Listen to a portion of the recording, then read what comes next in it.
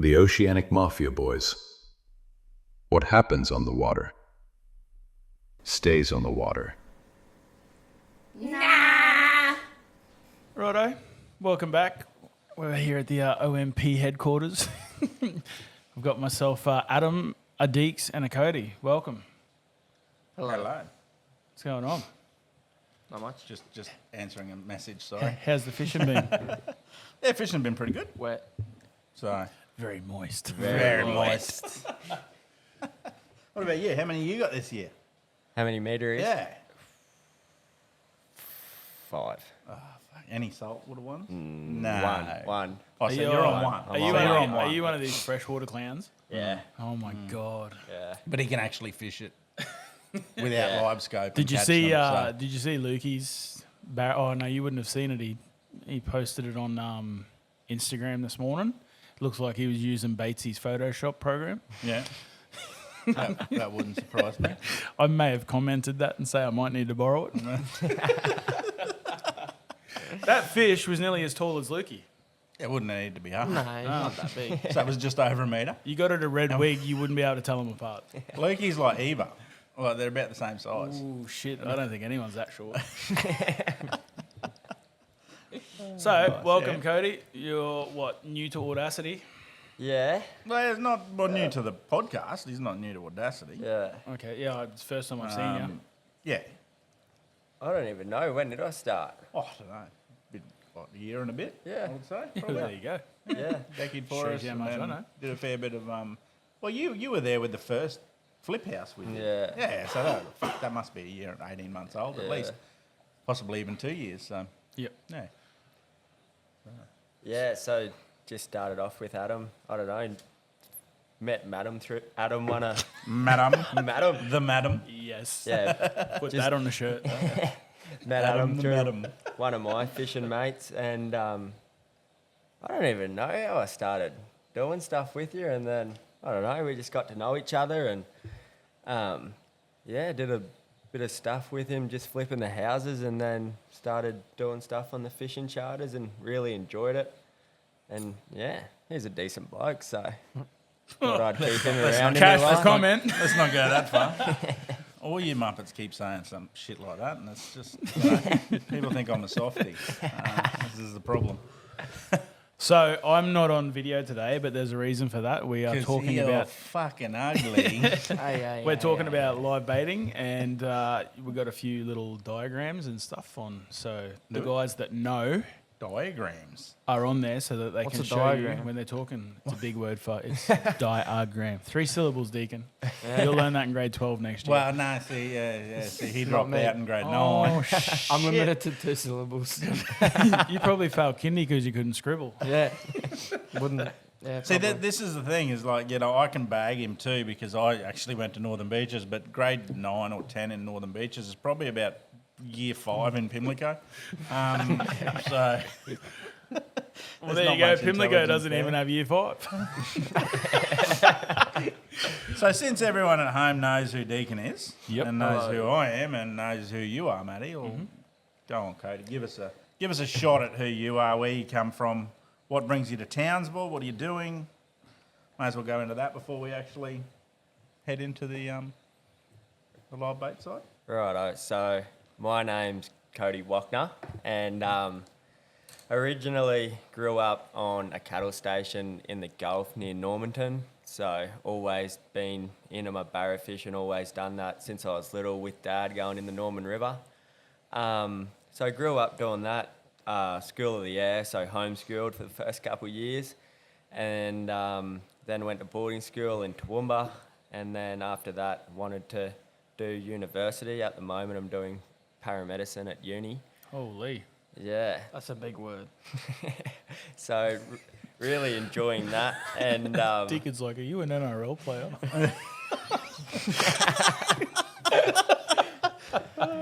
Sorry, bro.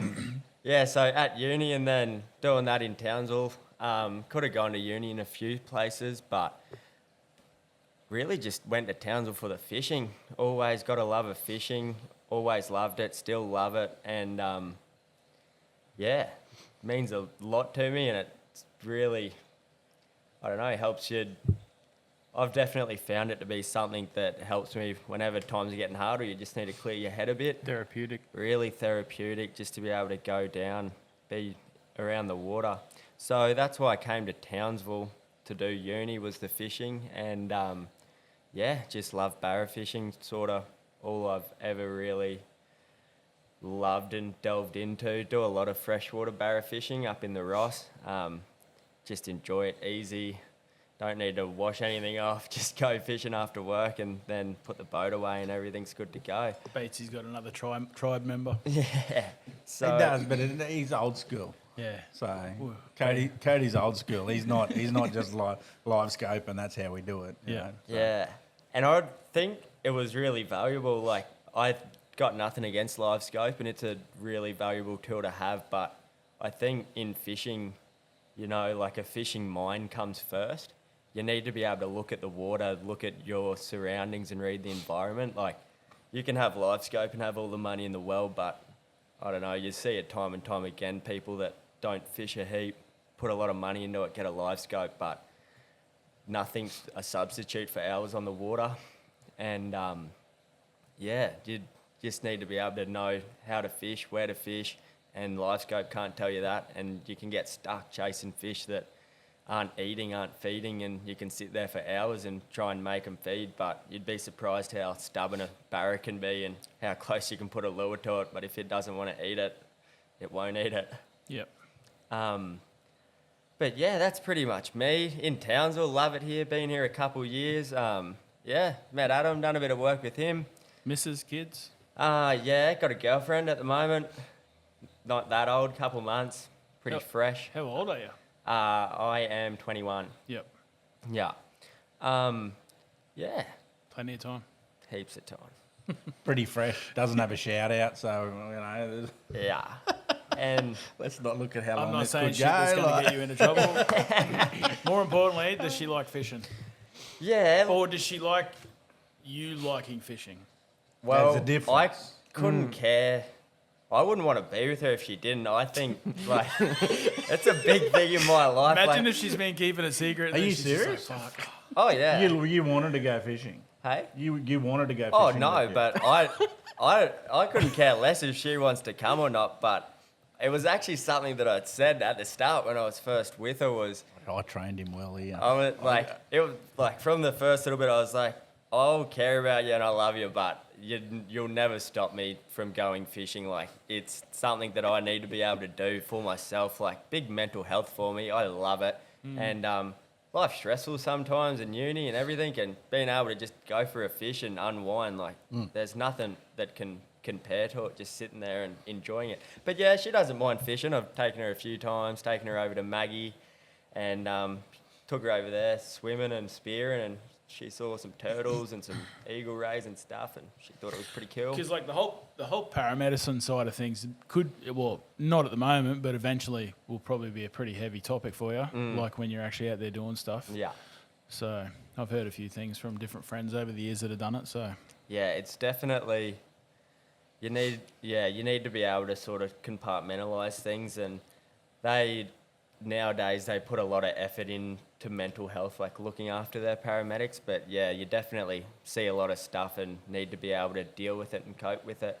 But yeah, I'm pretty keen. The reason I first started going in, like wanted to do paramedicine, when I was 10, my brother cut his leg with a 9-inch grinder and cut a big chunk out of his leg. And not necessarily saved his life, but it was pretty scary. And they came in and, I don't know, it was pretty cool being in a rural environment. Like, you're pretty far away from any help, and it was pretty cool seeing especially that if you happen. get one of your big veins. Yeah, well, he was 0.2 of a mil off his femoral artery. Oh. You could see it pulsating. Like, he missed it by a bee's dick. Yeah. But, yeah. I could just imagine that grind. Oh, That's a big bee's dick. 0.2 of a mil. I look like that, or 0.06 or something. I could only dream of that. I'm a quality bee. It's amazing how something like that can just, trigger you to go down that path. Butterfly effect. That's cool. Yeah. Big time. Yeah. Different butterfly to you, Deacon, like the butterfly. I see a lot of them. Look at the colours. They're so pretty. They're so pretty. Anyway, we're not taking the piss out of mental health. Yeah. No, yes. People need to know that there's never take us seriously in any way, shape, or form, and hopefully that is there a terms and conditions when you press play There on should be. Spotify? I honestly could not. I could not give a fuck. Everything is up for banter. Yeah. As far as I'm concerned. and that's how it's all for always a laugh. been. But that's Like, how I'm a big Audacity lad. is If you too. come up and say, "Oh, look at you, you're fat," you're not saying nothing to me. I haven't Nah. said to myself in the mirror. So open slather, I just know it's coming back. yeah, that's fair enough. Fuck you and your Calcutta. So how many years you got left? 2 years left. 2 years. Yeah. Yeah, sweet. Was it a big change for you coming? Like, I mean, Townsville's not that big. It's just a big country town. Yeah. But like compared to where you're from, Probably the biggest thing was going from like homeschooling, school of the year, living on the property all the time. Then like first sort of like year at boarding school was like, holy fuck, Yeah. there's like a whole world out there. It's not just grass and cattle. Like, More than 3 girls. yeah. And And those 3 girls were 50-year-old principal, 70-year-old teacher. and one was his sister. and yeah, it was pretty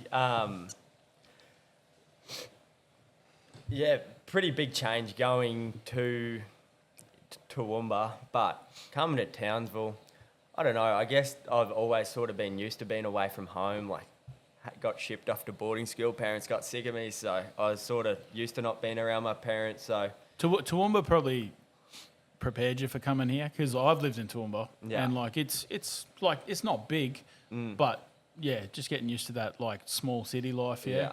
Yeah, well, I've never lived in I've never spent any extended period of time in anywhere bigger than Townsville, or Toowoomba. Yep. And I like it like that. Like Brisbane's too hectic for me. I hate it. Too much traffic. You would Everything. have froze your nuts off in Toowoomba as well Oh during the winters. yeah. That's Cold. one of the coldest places I've ever been. It is chilly. Like early morning rugby training, the grass is just frozen, crunching under your feet. It's fucked. Yeah, when were we? 2006. We were down there doing. I think we did the upgrade in front of the school at Highfields. Yeah. All new road through there. Yeah. So yeah, we did a winter. Wasn't a fan. No. And I like cold weather. Yeah,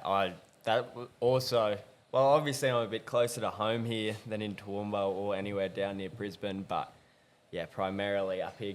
Good weather most of the time when it's not raining, but Don't start me. Fucking over it. Maddie hates the rain. Oh, with a passion. you know they make these things called a rain jacket. Just Nah, go he out was- and get amongst it. I sit around at work all week. Get those Calcuttas to work. As you get older, you don't want to be in the rain. No. No. Mate, we went down to Girona a couple of weeks ago, and I think it was the Friday. It was the first day we thought, yeah, good fishing here. So we got down there, marked some fish, started chucking. First front come through, we sat through it. An hour later, another front come through. Third one come through. I looked at Kimmy. I'm like, fuck this, man. We got to go. Yeah. He rings me and he goes, "Oh, we went through 2 rain events today." I'm like, rain event? What the fuck's a rain? This is Absolutely pissed Meanwhile, down. we went north. I was north on a charter. Or no, I might have been with you. Yeah. And we got fucking belted. Like, absolutely belted. glitter. And, You got glitter on your eyebrow too. yeah, that's what happens when you make lures. And we just, Deacon- Deacon and I have little fancy... Look at me. Got your own little Mardi Gras going on. Yeah, well, have a look behind me. Have a look at all these lures. They just don't make themselves, guys. No. You know, it is what it is. Matty doesn't understand that. Come sit on my dump when you got 30 trucks running at you. Oh, that's Oh, come on. What do you do? But do you Get sit- your license, dickhead. You're on the aircon. Yeah, sitting in there. Come do my job for a night and see how you handle it. Easy. Come run a night charter. You're not, You reckon you burn him on the back you're not, deck? you're not sitting on the back seat of the fucking Pathfinder while Adam's looking after the clients. You burn out on a 13-hour night charter before you burn out on a digger. I burn He out burn after out 3 fishing hours it. these days, mate. He burned out fishing it after 3 2 hours. fish. 3 hours, I'm done. I enjoy three to 4 Two- hours and then I'm done. You catch 2 nice nannies and you're like, You're getting paid. I'm not. you get paid to sit in the digger. No, but I mean when I go fishing. I don't get paid to go fishing. I get paid to help people go fishing. Same. No, it's not. No, This it's is completely where you're like, Sue, oh, yeah. Well, you go fishing all the time. No, I fucking don't go fishing all the time. I go when there's clients on a boat. That's not fishing. Might as well be digging a hole. All right. In the aircon. Yeah. I'm not on a digger. I don't understand Tomato, it. tomato. They're different. No, actually, it's not. Oh, it's the same thing. It's like going fishing and helping people catch fish. Speaking of digger operators, young Mundy hasn't been out fishing lately. I was talking to him the other day. Hasn't he? No. Well, hard work. Very. Yeah, I think he's over it. Sick of the rain. But anyway. So, with everything Cody's just told us, sounds like a pretty action-packed life. Yeah. Toowoomba to Townsville. Yeah. Yeah. Are you hoping to stay in Townsville with the paramedicine, or where do you hope it takes you? Well, I don't quite know yet. Once I graduate, for my first year, I'll stay somewhere bigger, like Townsville, Rocky, possibly Brisbane. Like, I'd want to do my first year somewhere where you're getting a lot of exposure to a lot of different things to become a better paramedic. And then sort of once I get that, I would like to go rural eventually, I think. I feel like Rocky would be your scene. Yeah, I'd love to. Yeah, I'd like Rocky. Big fish. Big fish, country town, Yeah. sort of your sort of Yeah, I So, do yeah. like Rocky. So I wouldn't mind Gracemere. going to Rocky, or eventually, like, yeah, wouldn't mind like going up to Weeper and stuff like that, like working up there. It'd be pretty cool. Working or fishing? Yeah, honestly, both. my whole life, ideally, it's like everything's going to be dictated at the end of the day, whether there's good fishing or not. Like, I won't want to sort of stay somewhere for an extended period of time where Yep. there isn't good fishing. Like, I'm open to all different sorts of fishing. Like, I'd go down south, love Murray cod, they're a cool fish. They're not Barra. No, they're cool, but I did a bit of cod and bass fishing and yellow belly, like down in Toowoomba, and it's cool. But yeah, sort of wherever I live, I want there to be big fish of some description that I can go and chase. Yep. Cool. All right. Well, with all that being said, where do you want to take us, boss? No. Well, we initially, the whole idea of this was to do it like an educational live baiting podcast, just to help the guys at home who might need a little tip or two, or who are just firstly getting into fishing. So we did one. We actually filmed it 3 weeks ago or so, and then I didn't really like how it sat, and some big muppet across from me just started talking about food and rambling on every now and then. So I thought we detoured quite a bit in that, where we didn't have to. So I thought, well, stuff it. Like, well, why don't we have it here and have it with the two of the lads that we're going to have moving forward, and then they can always ask that little bit extra, any questions that they see, anything I've missed or we'll can just go deeper into it rather than just me sitting in front of a camera doing what we need to do. So I think it'll just help people at home. I think a couple of different points of view, like you said, too, will always help this Yeah. sort of thing. Yeah.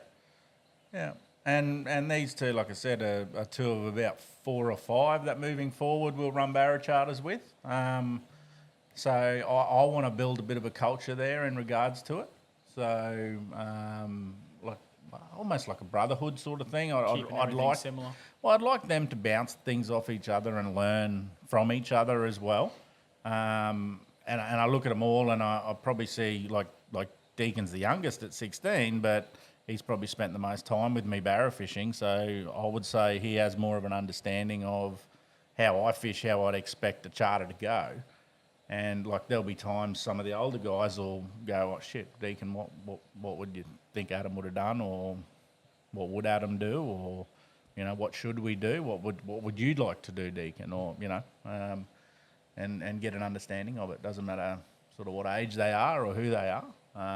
Once you're part of that little group, then we bounce ideas off each other and train each other. And say Cody's going to do a charter on a Monday and Deacon's doing one on a Wednesday. Well, they need to communicate on what they caught, where they caught, be vocal about it to themselves, so that the guys on the Wednesday have a better understanding of where they're going to catch fish, and also to the point where we're not just hitting the same areas, and we're getting a spread from it. So, I've got 35 years of experience fishing this area, and I'm not going to just give that away for free and to anyone. But I think building a little brotherhood of charters that they can bounce things off each other as well. So Especially I if it think that's a benefits good your idea. business as a whole.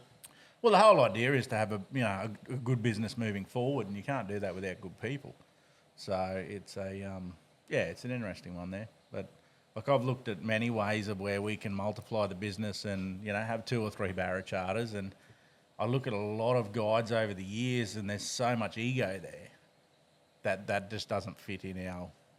There's only one room for one ego in Audacity, and that's me. So the rest need to understand that we're all in it together. You seem to be rubbing off all right on this wanker. Yeah. Well, he gets a little bit there. No, once they start chartering, it'll knock that ego completely out of them and bring them back to earth and go from there. So, so I think that's an important way to go. I think moving forward, we need to build a culture. I think the last 3 to 6 months, I would say, it's probably not irked me, but I've seen a lot more of it where everyone just wants to know where you fished, how you fished, what you caught. And it's like, guys, if you're not part of this little group, we don't want you knowing. Yeah. So, it's 35, 36 years of my experience and knowledge and areas we fish. We just don't want to be showing that to everyone else around it. And I talked to Cody about it during the week, and it's like, once you become one of our guides, there's no fishing where you fished on charter with your mates. There's no, talking to your mates of where you caught it. You can't do that because it doesn't benefit the group. So it's not about keeping the info all to ourselves and being dickheads about it. It's about keeping it for the clients in the future. So it doesn't make sense talking to people where you fished and why you fished and how you fished, and it just doesn't make sense. There's absolutely no benefit out of it talking outside of your business. That's a culture thing that I'd like to build with these guys, and I think the bigger the little group of them, the better they can throw off each other. And there will be personalities in those groups that and some will pick it up better than others, and some will be a little bit behind, but it's no different to any other job. So just because you're behind this year on the charters doesn't mean you won't be the best guide next year. Yep. But it all has to go back to the focus on the client. So that's the biggest thing. So focus on the client, and there's no ego in what you do. So, and be good on the water. Yeah. Wave to everyone. Yeah. Leave people alone when they're in a spot. Even if you want to fish that spot and there's a boat there, you're best just going elsewhere.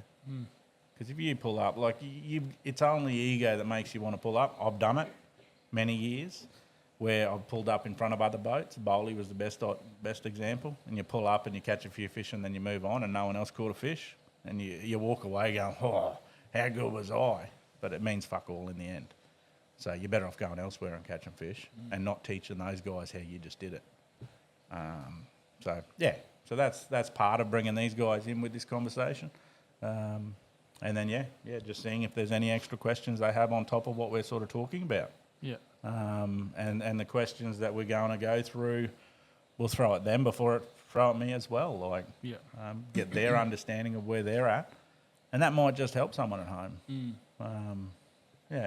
So there is, like before we go into it, there is courses and everything you can do, but it's very 2D, you know what I mean? It's you listen to it, you do it, and that's it. But, having a group where you can throw ideas at each other from a guiding point of view, I've never heard of it being done before. So I just think it's a cool idea.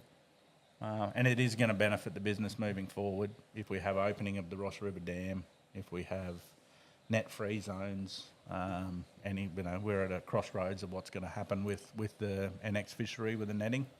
Yeah.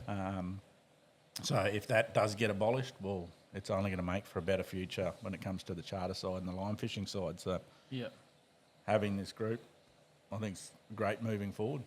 Everyone makes money. Just on the ego thing you're talking about later, have you noticed like when you are anchored and you're trying to fish with your clients and that, the amount of fucking dickheads out there that just go motor and pasture? Like, It's an interesting one because we have clients comment about it all the time, and people don't think you've got a memory, yeah. and other people have a very fucking bad memory. Yep. So someone will come past at half speed, you're anchored up or you're spot locked, and they'll just plough through and there'll be a metre of wave come through. Yep. And it's like, you just sort of stand there and go like this, and they look at you and just wave like nothing's happened. Yeah.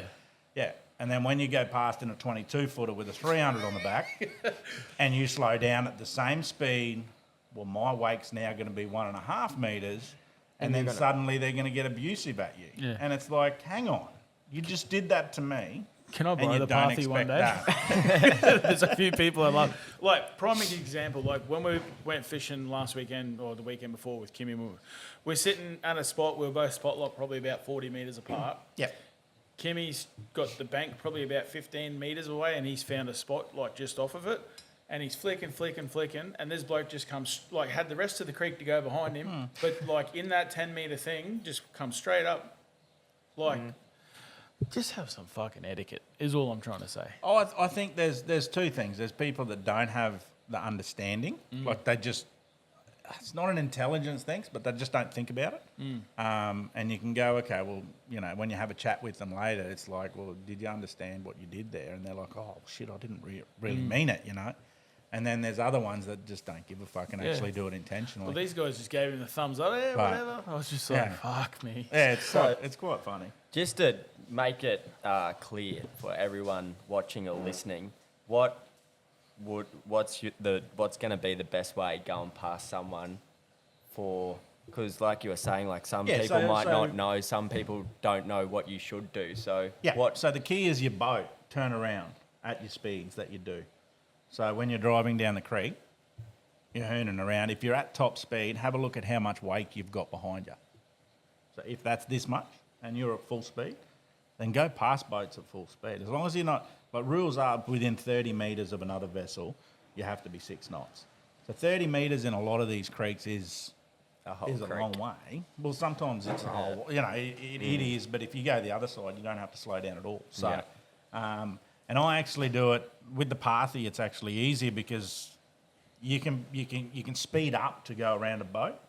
Like people sort of probably think that is an ego-driven thing, but it's actually I'm speeding up. I'll take the other corner and I'll corner early so that my wake does not go onto where the boat is. I'll corner in so it goes onto that bank. And it's flatter. So the key is different vessels will throw different wake. So turn around, have a look at what you're doing at full speed, have a look at what you're doing at quarter speed, 3/4 speed, and half speed. And then gauge from there. And there's absolutely nothing wrong with stopping and then creeping slowly. We did it in Morrissey's the other day.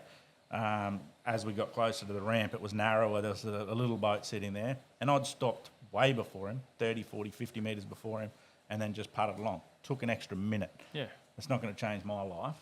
And then old mate, when we actually spot locked on some fish further down, old mate come past us and did exactly the same thing. And it's like, how cool is that? That's good. Yeah. You know, a minute's not going to affect you. Sorry for the detour. For I you was just guys, like- no, it's actually a good thing because these guys have got to understand too that, you know, whether we've got a sticker on the side of the boat or whether people just know that the boat's an Audacity charter boat, the last thing you want to actually do is upset anyone on the water without there being merit from it. You know, if someone rings me and goes, one of your boys was on the water and did this to me, and it's like, well, I'll ring that bloke and I'll go, what happened? But at the same time, I'll then ring that person back and say, mate, did you actually do this, this and this? Because if I was on the boat, I would have acted totally on a different level to what my boys would have done. So I'm happy to reprimand someone, but at the same time, if I was going to do more than that, then I'm patting them on the back for actually holding back a little bit. So there's a right and a wrong. Yep. And different levels of it. So I thought it was something that needed to be said because, like, I've noticed the last couple of times that we've gone out now, like that one with Kimmy the other day, that was like plain ignorance. But and like, that's the thing, and if you did it to them, they'd probably crack the shits. Yeah. And it's like, exactly. yeah. But like he just went straight across the front of where he's flicking. Like if he was anchored up and he went around the other side, I probably wouldn't have cared, but yeah, it was just the fact that he did that, and I was just, and then like we were down at Ross yesterday, and people were just flying past us, and I was just like, fucking hell, man. Yeah, it's one of those things, and especially when you're live scoping too, because you'll be casting at a bank, but you'll be positioning yourself off it, and they won't know that you're actually doing that because you'll stop casting when they come past. Like the last thing you want to do is hook a barrow when someone's driving past. Yeah. So you just stop what you're doing, and they'll just pick that side, so they don't know. Yeah. And then others will purposely do it just to see what you're fishing on. As soon as we hear And him it's come, we like- just turn around and just stare at him. yeah. Because I'm not the smallest bloke. I can't fight for shit. See, when I was with Ethan the other day, we were spot locked on a spot, and we had a boat come past us, and we watched him come around the corner, had a decent wake behind, and he trimmed up, so he didn't have much of a wake. Trimmed up, and it didn't bother us. And just booted, yeah. Because he did trim up, and we watched the difference when he did, when Yeah, he wasn't he trimmed. knew what he was doing, And then 10 minutes later, we had a different boat come past, 5 metres away from us. slows half down. Yeah. Yeah. And they had a metre wake behind them. But like they must have thought they were doing the right thing Yeah, they by just don't slowing look down. behind. But they just, yeah. And that's what I mean. That's what I'm saying with some people do it intentionally and some people don't. So there are a lot of Muppets in the world, but there's a lot of people who are just uneducated on it. So it's a good idea just to work out what it looks like behind your boat. And every boat is different. Yeah. So, All right. Well, we'll take it the way we want now. So so we'll get into the barra side. Yep. Yes. What is the most important part of baiting? Deacon. Adam. Oh, okay. Well, Cody. Well, obviously. Well, go on. Yeah, for your live baiting. Yeah, I don't know. It's a good question. Well, you've answered it in your first thing. For live baiting. So live bait is 100% the most important part about live baiting. So before you actually do any form of finding fish, positioning, anything like that, you got to have the bait in the bait tank. So that's your basic start. And especially from a charter point of view, you always want to have ample because your best days are the ones where you've fucking only got 10 mullet. Fuck, it's hard. And you got to pick yourself and you go, you say, well, should I go fish that spot with 10 mullet? And then suddenly you smack 5 barra and you got a bite period going and then you got no bait left. And it's like, fuck. Do you spend an extra half hour and get 20, 25? So, gauging what you would use in a day. And these guys, it'll take a little while for them. Some days you'll go through 200 big live prawn. Some days you'll go through 200 little prawn. Some days you'll want 50 mullet. And it all depends on size too. So if you're in that 8 to 10 inch sort of mullet, you only need 10 or 15 of those for the day because they last longer and you only catch barra on them and you don't lose them to bycatch. So so I'd say the most important thing is just your bait to start off with, and then you move into keeping it alive. So I think that was your next question: is your live well setups and what you can do and how you can keep those baits the best they can. Different setups for different baits as well is a key. So if you fish a lot of greenback herring and stuff that will lose a lot of scales and crap a lot, you need good flow and you need good exiting systems for your water. So whether you have blowout drain holes in the bottom where the scales are big enough to shoot through, if you're going to put a lot of greenbacks in there, they're going to lose a lot of scales. And if you have a lot of prawns with your greenbacks, then the scales are going to end up in the bottom and the prawns are going to get choked out with all the greenback shit and the scales and all the ammonia and everything that comes out of that. So having a decent live bait setup is key. Back in the old days with the old man, we'd have 2 or 3. So you'd have one with your mullet and whiting and then one with your prawns. Yep. And they were just bucket setups with drilled holes, 20-litre buckets with drilled holes in the top with a half open thing. And when you'd sort of drive down the river and then stop, fill it back up, go back, replenish it. And then when you anchor up, you just drop it in, leave it in all day. Days. Those were the days, hey? And then you leave the lid off the fucking thing and You turn around and, I once saw shit, we got no mullet. They just swum out. Spent We all just that spent time. 3 hours catching them and they just fell out. I once watched a mullet escape one of those live baits and smack a barra in the face. Yeah. Yeah. So, are people still using the aerated ones, or are they still just? Some people do. Yeah. And even with the old man down at the hut there, he'll just use it in a bucket with an aerator. I think he's had that thing since 1960 or something, hasn't he? Yeah, probably. It's just a little tube with Here, Dale, come blow on this while I catch a fish. That's how I felt trying to keep the axolotl alive the other day with the. Fuck, with I've no heard more power. about that thing than oh my god. Yeah, Either yeah, get voted off the island. if Oh, we it were was all a there. pressure situation that was. Trying to keep a 4-legged fish alive while there's no power. Right. Just make sure the battery aerators are How much going. did this fish cost? $65. Oh my fucking god! You go over to Ingham Road Seafood. It's got nothing to do with the 65 though. It cost me $28 for five bloody double D batteries What does it need batteries for? for the aerator. When the power Oh, was And on. it's like $65. We could just get another one down the track. And, Mate, but no, surely she you would can have trade killed me. that. You can trade her in with the fish Oh, if only. and get If yourself another only. deacon. Oh, that's just what the fucking world needs.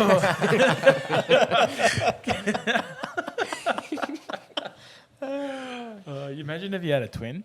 No. He does, Bradley Enders. Yeah, Brad Enders from Tackle World. Enders. Just an I older forgot one. about him. Yeah. Older twin. Yeah. Older twin. Yeah, it's funny. It's like, oh, your dad, does he know? Because you Where was two your look dad in just, 1990? you know. That's cool. Shout out, Brad. Poor Bradley. Manchester City fan and all. I don't know what's worse. Deacon looks like Bradley, or Bradley looks like Deacon, or like which positioning's worse when someone says you look like them? Poor Bradley. Depends. Poor Deacon. That's a I tough, wouldn't want to look like either of the book. that's a tough one. Good point. I'm staying out of that one. Good point. I like me some Deek. It's like that wonky. Okay. You just like it, eh? But yeah, so then you can go into going back to the live bait tanks is like what we have in the Pathfinder is a circulation tank, which then pumps in as well. So you got 2 pumps. You got one to circulate what's in there. I never use that. I just pump in and then it overflows. It's always full of barra. So try to be. That's the whole Yes. idea of it.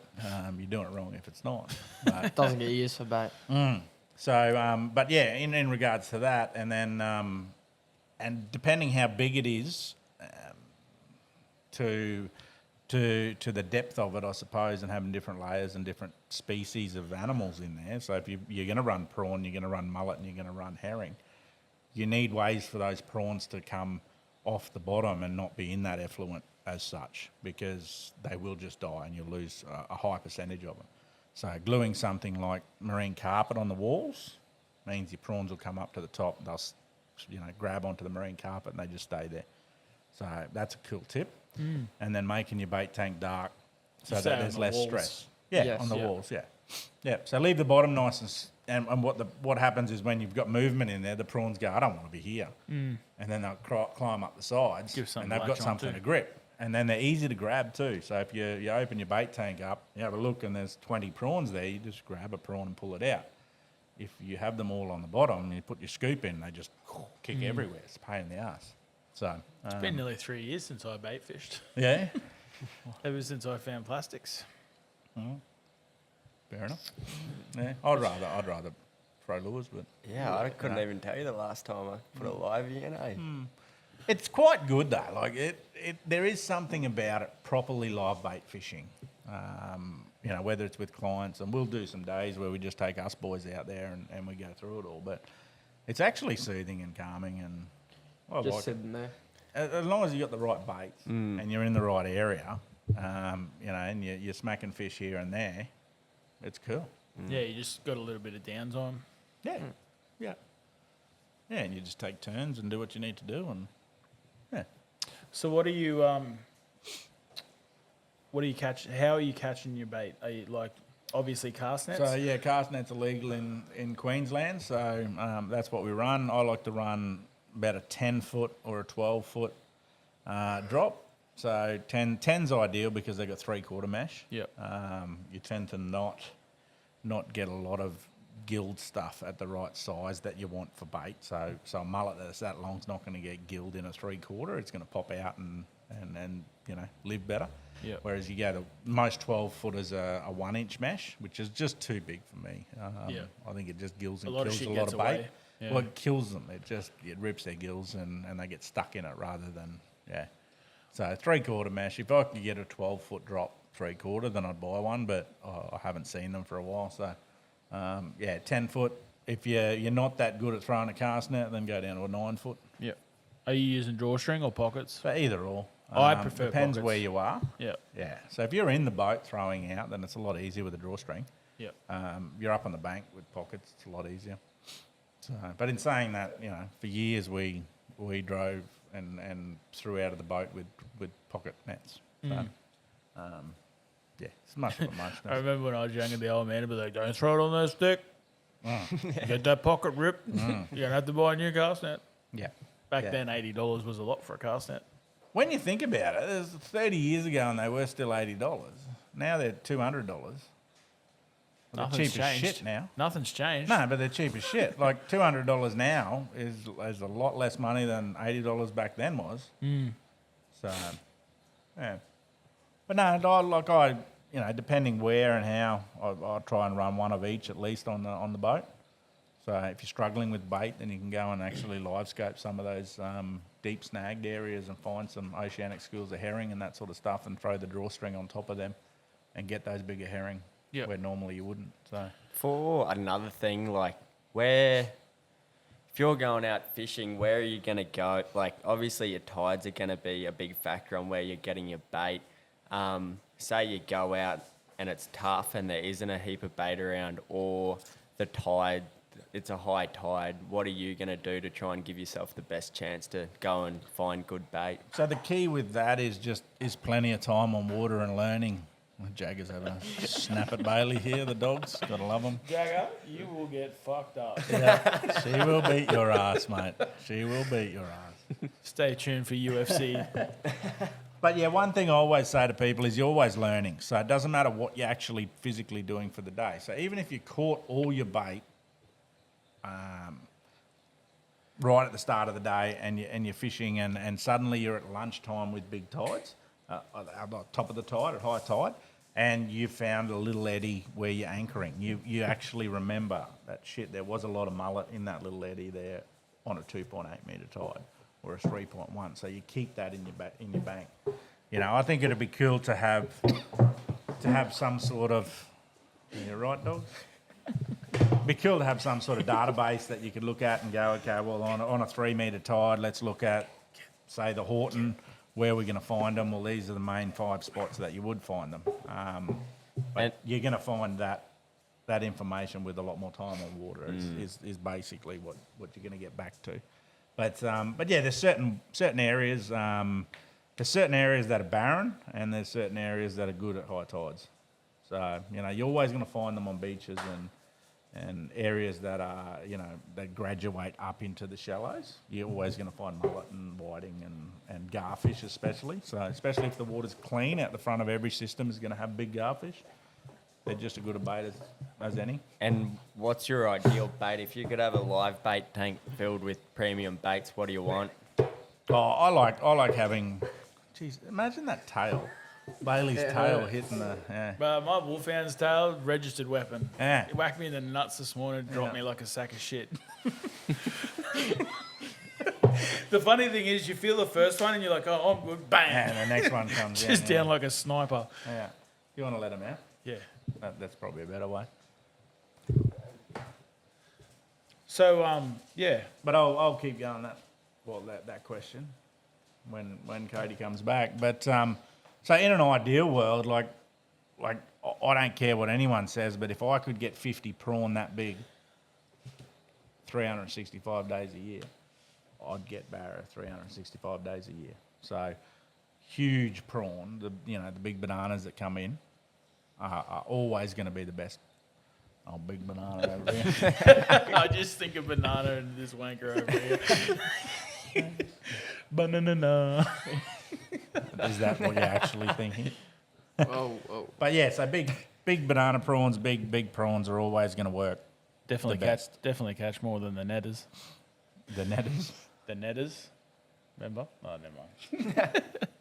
Won't go too deep into that. No, it went straight over my head, that And one. What sort of areas are you looking for? Like for your prawns, are you gonna be casting like at the front of little creeks and drains, or out on sand? Basically, with prawns, you're going to do that. They're going to come in and out of certain systems, so they will migrate down some banks, and you'll get them in some areas, and then you'll get them on those lower of a tide on those flats, and sandbars out in the middle. They'll sometimes go to as well. But basic rule of thumb with prawns is any little creek gutter or mangrove dropouts and blowouts. So they do like to eat a lot of the stuff in the mud. So, creek gutters coming out is going to expose that side of the bank. So if you had a little mud fall in on a straight, you're going to find that bank's exposed. That's what they want to find as well. So they'll be in there as well. So when the big banana prawns come in, they just come in. They don't sit like school prawns. So they'll just come in and just move with the tide in and out and do what they need to do. So they're less congregating. They just sort of wave in. So, but outside of prawns, then you're looking at big mullet, big garfish, big whiting. Yeah. Um, And are you going to be rigging all of these different baits in different ways and presenting them? yeah, and Potentially a using- lot of that's got to do with your tide, how much movement there is, where you're fishing. There is a lot more to it if you want to perfect it than there is just saying put the good bait on. So, your big prawn, you actually clip through the, if they're a hardy shell, you clip through the last nodule. So they'll have about 5 nodules on the back. You'll actually be able to clip through that last one. And what that does is allow that prawn to flick a lot better than if you've clipped it here.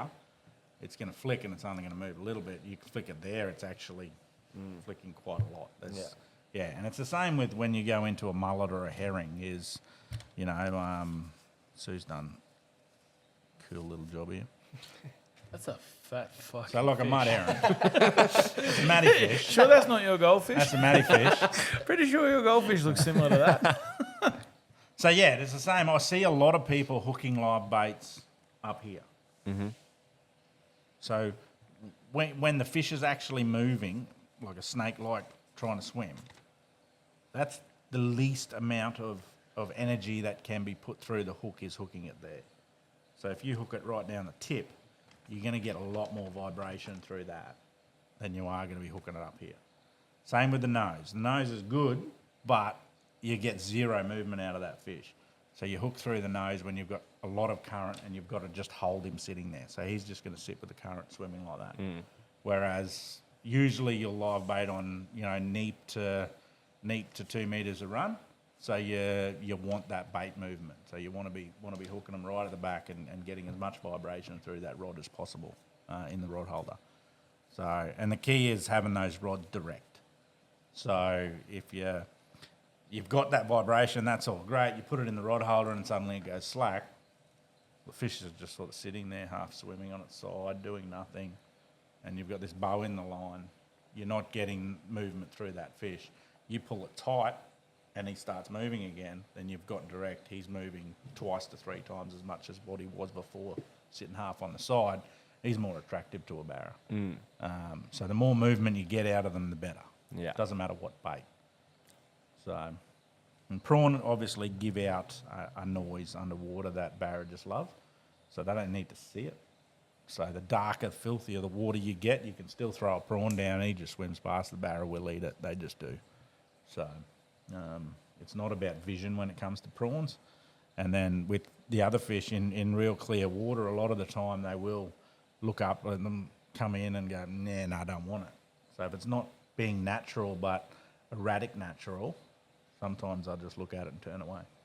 And Spanish do that quite a lot too, is when you drop a live bait down. If it doesn't look natural to them, it's vibrating a lot, but it's on its side, and that, they just look at it and go, yeah, nah, something wrong with that.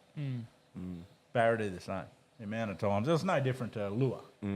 them following a lure and then going, no, I don't want that. Yeah, and it doesn't take much for a fish to see something. Like when you're fishing, always sort of be diligent. Like if your lure isn't swimming properly, fix it. There's no point throwing it around. 100%. Yeah. But you still might get that 1 out of 50 that just wants to eat anything, but it'll eat a cigarette butt. Yeah. That fish. So it's going to eat your lure that's skewed on the side, but the other 49 aren't. So I watched an interesting, I don't know where it was. I think it was just a Facebook clip of one of the boys down south. I don't know, it was Dean Sylvester or one of those guys, but they were talking about using bucktail jigs or their version of bucktail jigs, those big fancy fucking wobbly things. You can make anything these days and make barra want to eat them, eh? But, and they were talking about, you know, they get more surface action, hits. So they get more hits right at your rod tip than they do out there. So they'll suck that barra up and then, you know, right there at your rod tip, you'll get the hit.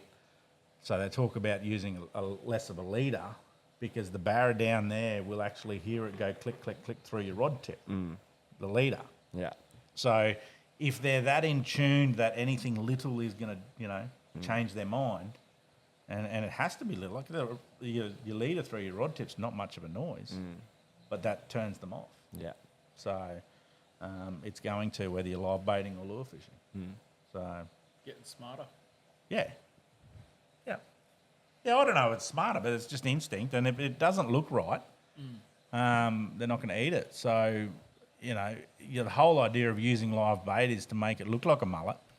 So if you're rigging your mullet to be swimming on its side and only using half the energy and that, you're doing it wrong. So, you know, you want to rig them so that they're actually using twice the energy or 3 times the energy that they would just normally swimming, but it's a similar style, if that makes sense.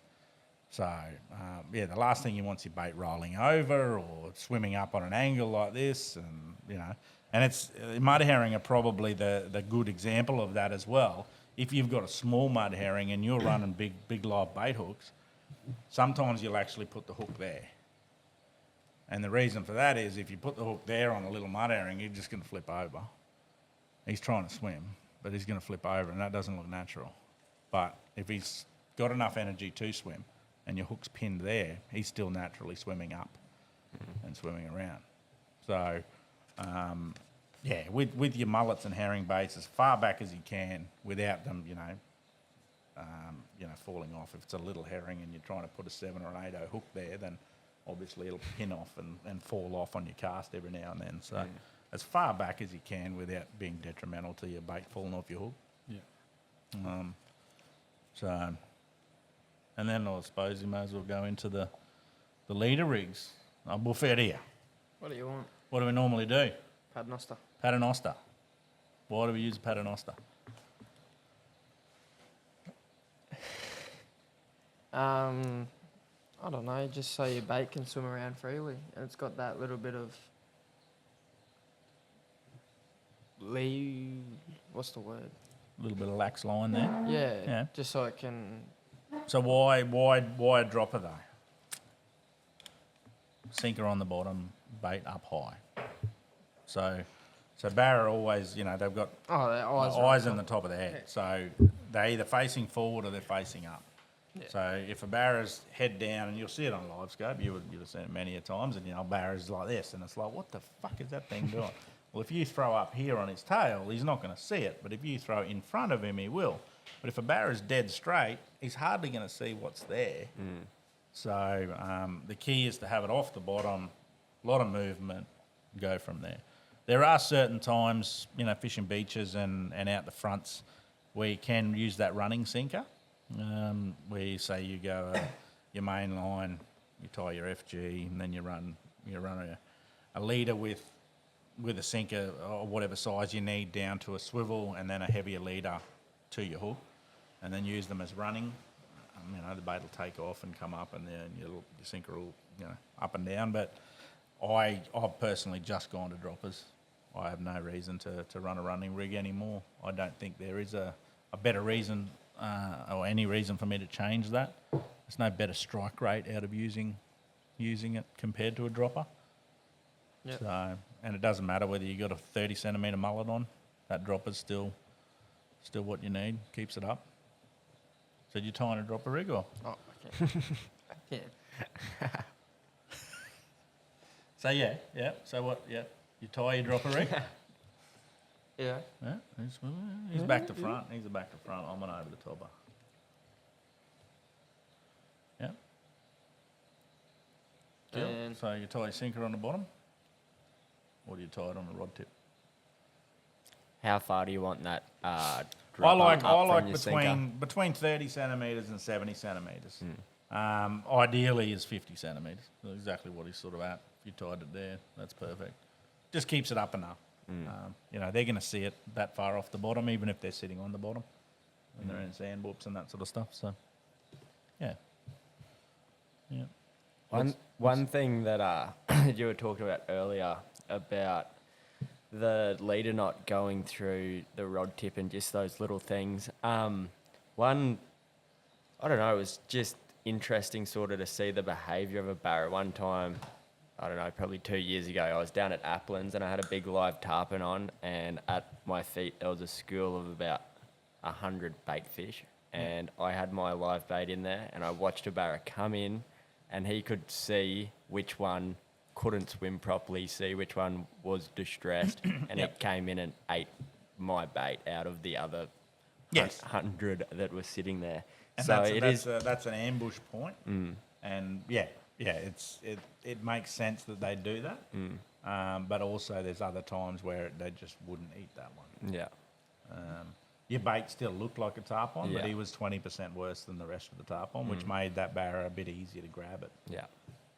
So that'd be the reason for that. Yeah. And it is pretty cool seeing that. But if your tarpon was upside down, Yeah, no struggling, way. and or half, almost dead, he probably wouldn't even No. thought about it. So Yeah. But it is pretty crazy. Just like, I don't know, I feel like people don't give them enough credit for how switched on like a barra can be. Like, it can sense it. Like, obviously when they're feeding aggressively, like, they also can be pretty dumb, and you can get them to eat pretty stupid stuff. But when you need to work for a bite, the difference between just all those little 1%ers that can make you add up fish on those hard days, especially when you're putting a lot of days out on the water, like, you're going to have hard days, and just all those little things just to help you get a little Well, when bit you better break of a it down, chance. like you said there, when they feed or when they don't, like, there's so many different variations of when they feed and how they feed. It's not like they all just trigger and just go bang and they want to eat. When that happens, it's usually a flood scenario, a bit of runoff. Areas like the Bowley and those sort of things where it blows out and they'll buff on the surface. Around our area, I would honestly say it wouldn't be any more than 5 or 6 times in my life I've ever seen them go off their tits, where you just catch them one after another. And that's a lot of days on water to have 5 situations where they're all biting. So 99.99 times we're trying to catch barra is when they're not wanting to feed. They're sitting there relaxing, just doing their thing. They will eat if you present it right, but they're not actually sitting there to eat. Yeah. So, you probably your best example of having it ready when they want to eat is when they're going up into the mangroves, or like if you're there before they want to go up, then they will eat something on the way up, and when they come out, they will chew something, and it won't matter what you throw at them, they will eat it. However, most of the time, they just transition or sleeping, and we're trying to get them to bite. So people say, oh, they bit their heads off today, we got 15. Well, no, if you were fishing on a school of 100, if they were biting their heads off, that'd be the days you're getting 60, 70 or 80 live baiting. Happens, but it's not every day. You can go back the next day. We had a session there where our dad, I think we took the brother-in-law and his 2 kids, and I don't know, we got 40 barra or something in 2.5 hours. You go back the next day, same position, same thing, 2, I think, 3. So there's something that triggers them. It's not the fact that they're there to feed at that time. It's just something that triggered them the day before. There's a lot of variations that happen. And most of them aren't because of feeding. It's because something's happened under that water, triggered them, and then they all go on. Oh, Johnny just went boof. Oh, fuck it. I better go boof. Another one go boof. So,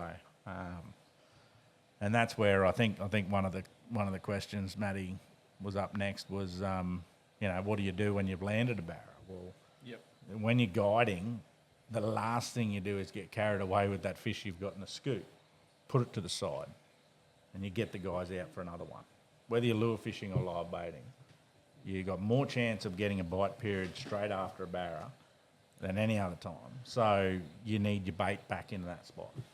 So I used to always guide where I'd have 5 rods out, 4 rods out, depending what sort of area, or if you only had 3 people on the boat and it was a yellow zone, you'd run 3.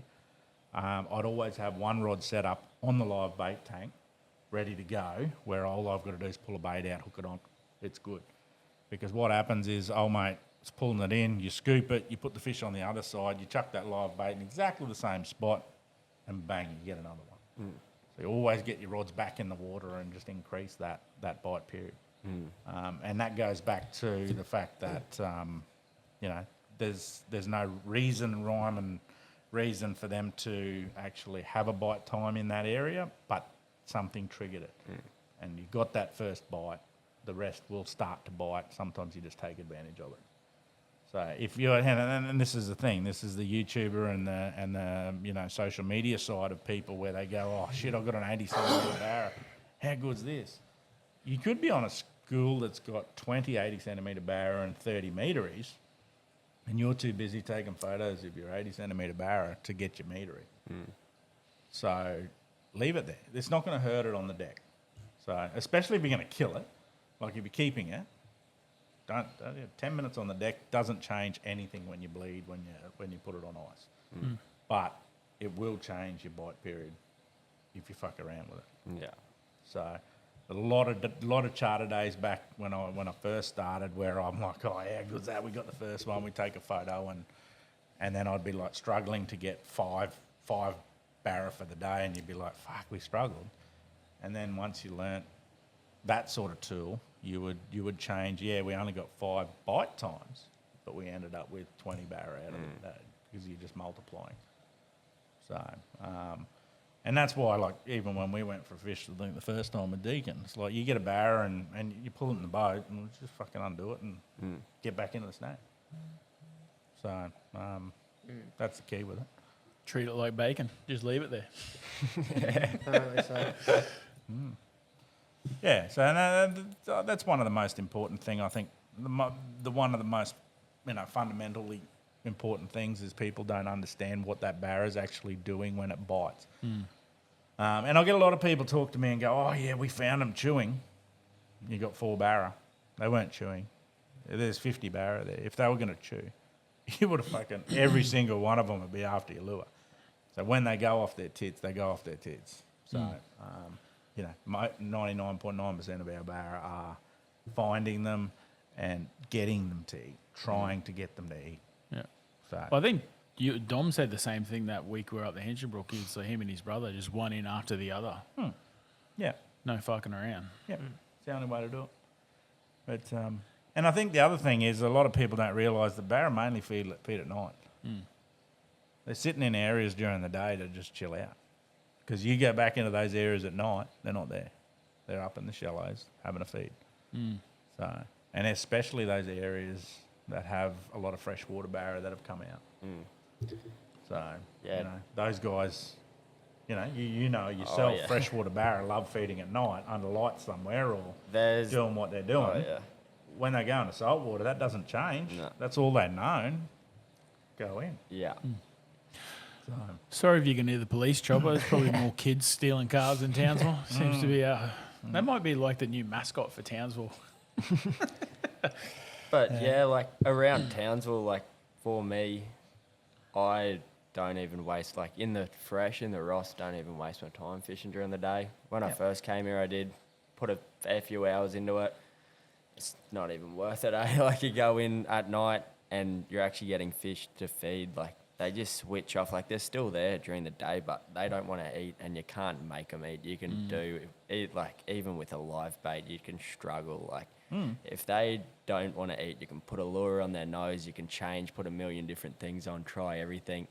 But at the end of the day, one thing like with live scope, if you're watching it and you see fish and you're presenting a good lure right in front of them and they're turning away, like not eating it. Like, Yeah, your next cast is make sure you hit him on the head and annoy the shit out of him because he's Yeah. pissed you off. Well, it's funny you say that because me and Kimmy have gone down a couple of afternoons, probably the last 2 or 3 weeks, and they're lazy. They Super. we go right. So we normally get there about 3 o'clock and fish till about 6. But by what you're saying, we should probably stay there a bit longer. Because they're not lazy. A lot of That's just fish there, and their they turn whole on it. movement is Yeah. feeding at night. yeah. It's Well, not they that they're turn on the lazy lures, during but the they're just day. not eating. Yeah. And I think, yeah, in there, like in the fresh, like sometimes they just like fuck with shit, eh? Like you'll have certain times, like I had one night with my mate, we were fishing in there and we caught, I think like, I don't know, 8 or 9 fish for the night. I don't think we hooked one of them in the mouth, eh? Sometimes, I don't know what it is, you might have seen this as well, but Happens a lot.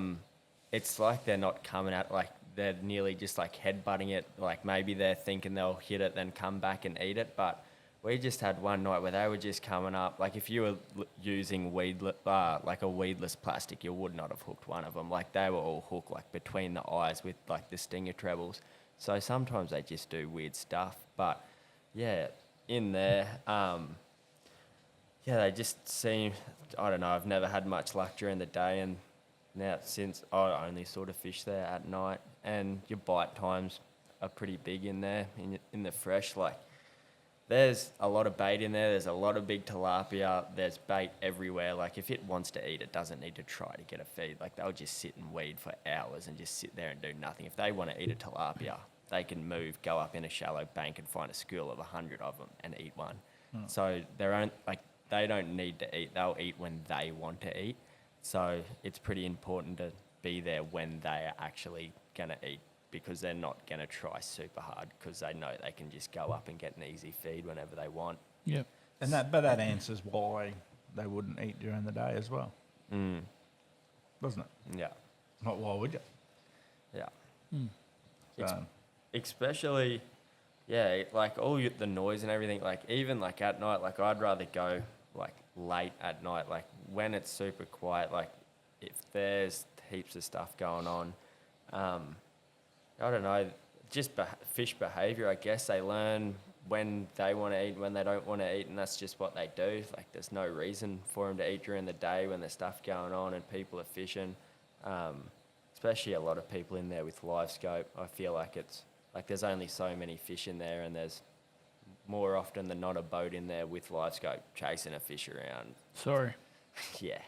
So, That's who that bloke was swearing at me. yeah. So, after the boat placement and everything we've talked about, why is it important? did we talk about boat placement? No, Yes, we did, didn't we? no. No. No, not at all. I think we skipped the No, kitchen. Jeez, you just we wants to did. go home. It's a Friday. Yeah. No, I literally I think we thought just- we Yeah. talked No, about we it. did. We missed it. I think we just So where are you? skipped the question. Well, where are we setting the boat up then, Yeah. boss? Well, on top of the fish. Pretty simple, eh? Shit. Wow, who would have thought? Next question. Who would have thought? Bang, done. In So the boat- water, preferably to start with. So what would boat placement be? Like if I said boat placement to you guys, what's boat placement means, apart from it, on top of the fish? Well, to me, where are you going to put yourself to present your bait in the best spot where it's going to sit naturally and where a fish is going to eat it? Yeah, simple. Let's go on the next one. No, but yeah, you're dead right. So that's the whole idea. So there's no point being we talk about lure fishing, and I like to be at about 45 degrees to whatever snag I'm fishing. Well, there's no point being that way for live baiting. Yeah. Because you want to present that lure, the live bait with the tide straight, and keep your rod straight, and have that right in the spot that you want to be, not constantly just throwing and then letting it drift across. Sometimes there's situations that does work there, but yeah, you want to be just having them there with that bait in the zone, looking the best for as long as possible. So let's say you got a snag Yep. that you want to fish, and obviously your tide's going to be going one way. Where are you putting your boat? How are you going to anchor that up, and where are you going to want your baits to sit on that snag, behind the snag, in front of the snag, on the bank side of the snag? What are you doing from start to finish, from when you pull up to when you're putting a line in. Well, first off, you want to see where they are sitting on that snag. So you're sounding to make sure that they're there. Whether you're live scoping or whether you're actually just side imaging, and that snag's got plenty on it. Where they're sitting on that snag. A lot of the times, throughout different times of the tide, they will sit in different areas on that snag. So you're going to live bait that for 30 minutes, and you're going to say, well, we're staying here for 30 minutes. Well, you may as well have a spread to start off with. So position yourself so that the prime spot that you think right in front of that snag is actually dead centre of the vessel. So you anchored 2 anchors. So whether you're tying off onto the bank, throw your back anchor, pull tight, or whether you back anchor, front anchor and just pulling. The key is to have your boat steady. So you're not doing this with the tide. And sometimes it's hard with wind against tide and all of that sort of scenario. There's so many different scenarios that are a pain in the arse. But if you can have your back anchor, like traditionally my back anchor's got a longer chain and a bigger anchor on it than the front one, because I can tie the front one up into the snag. So you just loop it over on a snag. I throw the back one and then I can lock them as tight as I can. The back one's wedged. Yeah. Pain in the arse to get out, but it's wedged. And then we're stationary. So you've got to work out, where your snag is on your bank, how far back you want to be. So a lot of that's got to gauge with how much tide there is and what baits you're using too. So if you're using live prawns, you can be a little bit closer to the bank, closer to the snag, so you can drop them down and then drift them through it. If you're using live mullet and live herring, you want to be a little bit further back, have them just in front of the snag. Yeah. Because if you're through the snag with a live mullet or a herring, they'll swim sideways and they'll just be a pain in the arse and they'll get stuck on the snag. Whereas a prawn, you can sort of drift it through. So, so position yourself so that, say you're using live prawn, you want to be 5 metres from the snag, nice and tight, and then you can throw your prawns out. Yeah. And then you'll just get them to drift. So with the prawns, sinker-wise, you only want just enough weight so that you just touch bottom. And then when you lift up, it'll go backwards a bit with the tide, and you can keep moving it through into the snag. So you're almost drifting it into the snag and doing the opposite of what you would do if you anchored the other side and threw lures back through the snag. So, with prawn, you're drifting. With live mullet, you want to plonk it, basically, if looking at the camera, if that's your snag, your boat's here, you want to plonk your live mullet right in front of the snag and have it just vibrating straight in front and annoy the shit out of those fish to come out. So how I'd present on a snag, say it was 2 metres wide of actual snag, I'd have two on one side, 1 on the inside, 2 at the front, 5 live baits done. So, and exactly like we talked about when you get a barra and you throw another one in, well, if you get a barra on the outside, put a couple more on the outside. They might just be, working there, or that might be the congregation. There'll be times where you got that one on the outside to bite, and there might have been 30 in there. It'll stuff you up, but most of the time where you get one to bite, there's a few more that will be willing. So, focus on where they're biting on that snag, because current has a lot to do with it. Yeah. And then as far as their setup, your hook of fish, we talked about this earlier, you're saying how it's important to leave it in the rod holder to let it hook up.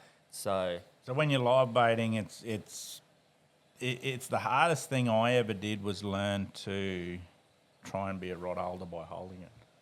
So if a barra loads up with a Carly hook, so they're Carly or wide gap or whatever they want to call them now. So when a barra loads up on that, if it's looking this way and you pull, it'll pull out every time of its mouth. If it turns and swims, and then it will hook in the jaw every single time. So they're made to roll in the jaw when the fish is swimming in the opposite direction. So the last thing you want to do is pick the rod up and then try and strike when you think he's there. Because if he's facing any angle towards you, you've got like a 1 out of 10 chance of getting that hook wedged in his mouth. If he's facing the opposite way, you're like a 99% chance of hooking him. So leave them in the rod holder, wait till they swim the opposite direction. They get the bend in the rod. Once there is firmness in that bend in the rod, you can just wind it, and that sets that hook. It just rolls it in their jaw, and they're hooked every time. But if you pick it up, let that looseness out before the hook's actually jammed, you'll lose 90% of them. And we've done plenty of charters where I've benched people because they keep pulling it out of the rod holder. And it's like after the fourth fish, it's like, no, you can sit on that side of the boat now. And by the time you actually get to that rod holder on the next one, he will have already hooked himself, and then you've got the barra. And that's what needs to happen. And old mate goes, fuck, you were right. Took me ages to get over there, but once I got over there, it was hooked. And it's like, yeah, stop touching the rod. Like, wind the slack up on the rod so you've got movement in your rod tip with the bait.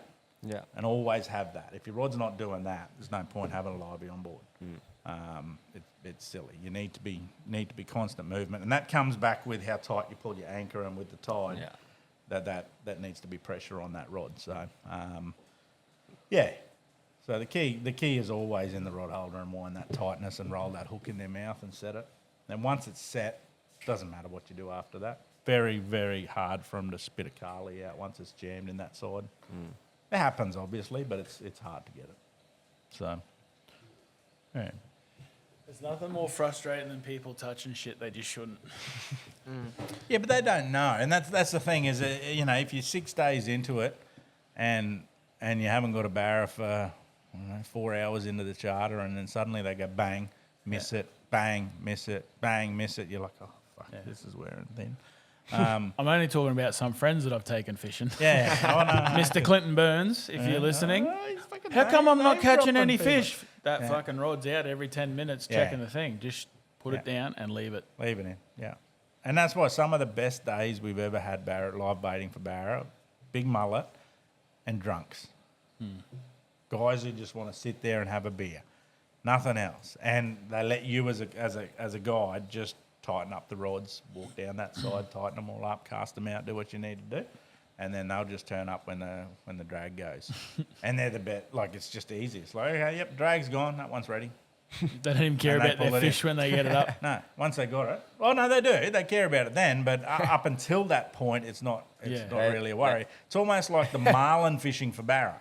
Marlin fishing mentality, We'll drive around, do everything we need, but I don't want it until it's 300 pound. So unless there's less than 300 pound, I don't want it. And then suddenly you have that with barra. I don't want to touch anything, but once it's hooked, then I'll take over. And that's actually easier as a guide.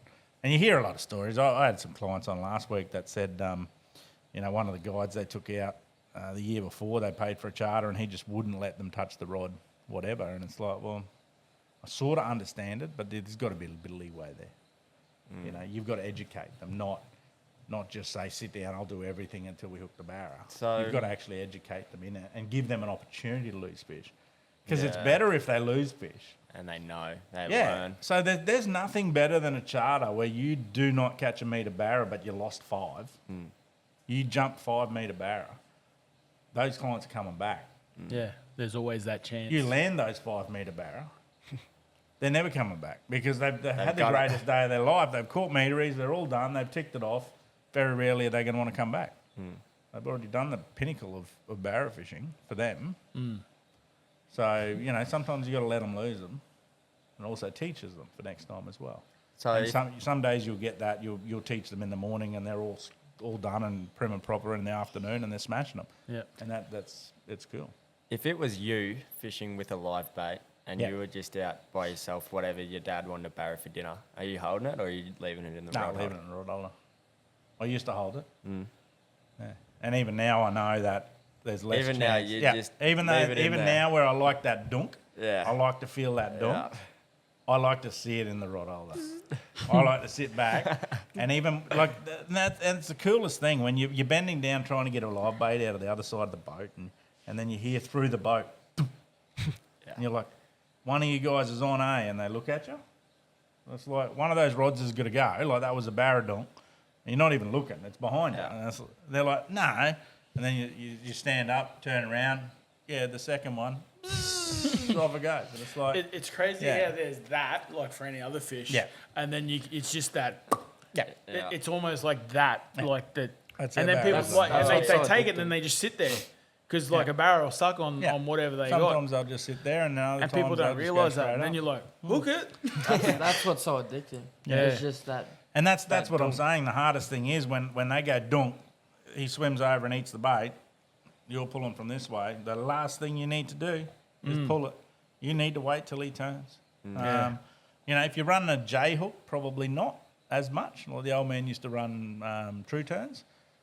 You could probably get away with it a little bit better with true turns, but no, I just find the wide gaps are just, that style of live baiting is just the way to go. So probably another important thing just to touch on, when they're sitting in the rod holders, what are you setting your drag, how you want to fight the fish the whole time? How I do. Yeah, a lot of people say you have it looser and then you tighten it, but with clients, you don't want to be tightening drag. It's like being out the reef and you know, you have it a little bit loose, and then when you hook that bigger fish, you tighten it up. The shark will whack you by then. Yeah. But when you're in the creeks, he'll be around the snag before you blink. So I like having the same amount of pressure on that drag, and it's fairly tight. Like, you know, a 60 centimetre barra will peel, you know, maybe a metre of line, and that's all he can peel. He just physically can't peel anymore because that's our tension on my line.